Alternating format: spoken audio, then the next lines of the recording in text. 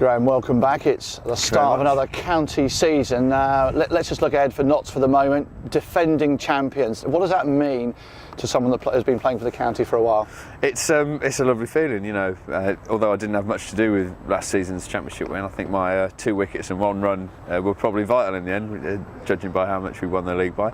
It's great when your club wins the county championship. You're as proud as anyone, and I think me and Broady last year in our hotel room in London, watching it all unfold on TV, we're probably making noises that most Londoners have never heard. Certainly Surrey and Middlesex fans haven't heard for a while. It's obviously a great mix. You mentioned yourself and Stuart there, of course, now, and you're also now Ashes winners as well, and you're bringing back a wealth of experience, we'll touch on that in a moment, to this team here. So really the outlook for the summer is looking good, and now a chance to play a bit of county cricket as well.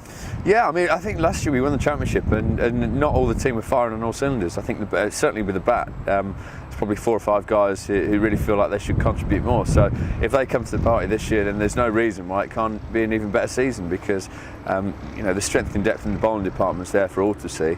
With the notable loss of Ryan Sidebottom, which is going to be a hard void to fill, but there is strength in depth. So like I say, if the batters come to the party this year and Alex Hales scores some runs despite being such an idiot, it could be a very good season.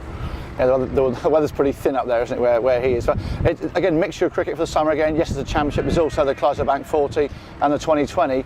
Is that something that is still difficult for teams to sort of chop and change between, or is it something that people are just getting used to these days? No, I don't think it's difficult. I think teams use that as an excuse if they have a bad season, to be honest. As professionals, you know the difference between the formats, and it's not that hard to change. Look at Somerset last year. They played well in all counts. They didn't win anything, but they were thereabouts.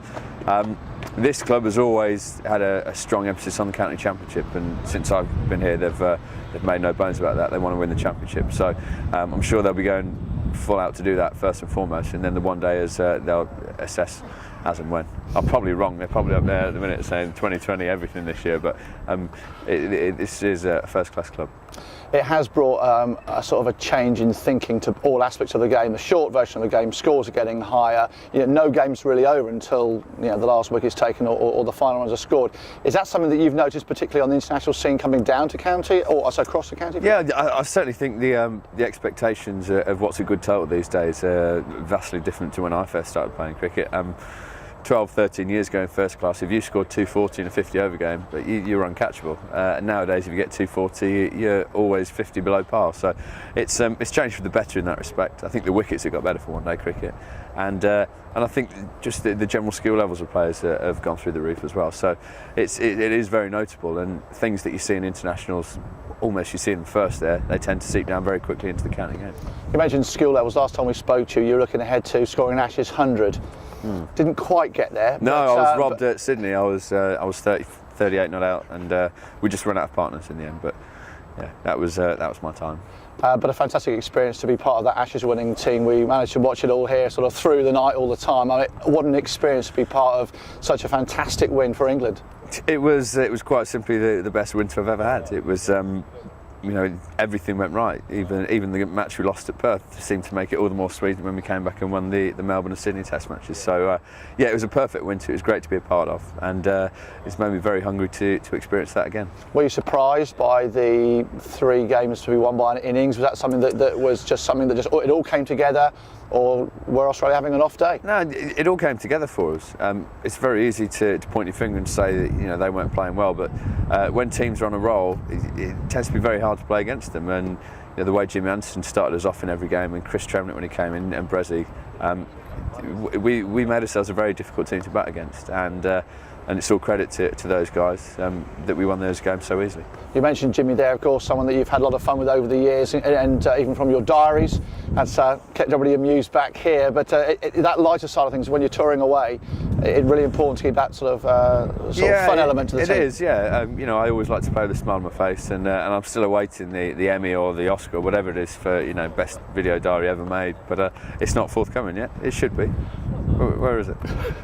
I'm sure it's on the way. Well, it's going to be a big season ahead.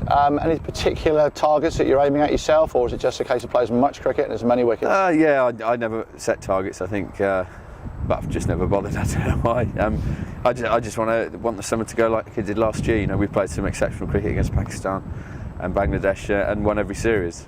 Not forgetting that Australian series in the middle of the summer as well. So if we can emulate that, then it's going to be a very rich summer. And of course, India and Sri Lanka both touring this year. India, obviously recent winners of the ICC World Cup. England could have done better?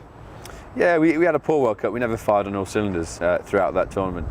It's difficult to put your finger on why, but I'm sure come England back in our conditions, we can right a few wrongs. Yeah, there's a few players there who'll be keen to play against the Tendulkars of this world. I'm sure you'll be looking to bowl well to him. Yeah, it's again when you play against Sachin Tendulkar, he's the best player the game's ever seen. So it's always good to play against him, and hopefully Jimmy Anderson can have the same effect in England as he did in him last time they were here. And hopefully we'll see that Swann 100. Oh, definitely. There's 2 or 3 this summer, I reckon. Graeme, thanks and good luck for the summer. Thanks, mate. Cheers.